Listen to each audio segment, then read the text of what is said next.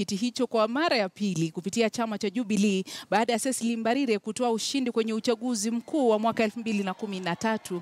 Muchangi amejawa na furaha, aliahidi kutetea haki za wakazi wa eneo hilo na wakorino kwa jumla.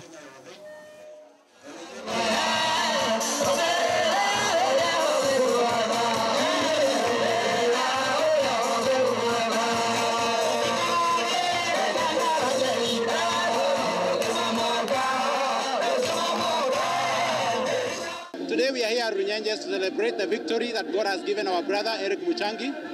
We are so grateful to God because he is our first Mokorino MP, and therefore we have come from all over the country, from the coast, from Nairobi, from the Rift Valley and all over to celebrate the victory of the Lord.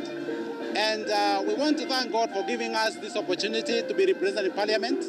And we are looking forward to a greater future ahead. And we are very happy as the people of Runyenjes and as the akorino community from all over Kenya and all over the world, because God has given us an opportunity to serve Kenyans.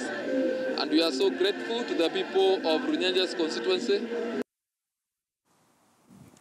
Mtazamaji, leo tumekuuliza, je, una imani kwamba ugatuzi utakuwa bora kipindi hiki kilinganishwa na awali? Mso wa free area unasema uko ndani ya nyumba. Shukrani sana. Tuna mwingine hapa Mwangi wa Gadhuta anasema itakuwa rahisi na kazi rahisi kwani muundo msingi ushawekwa. Shukrani sana. Osman Adam anasema niko na imani na Nairobi, Kirinyaga na Machakos na kwa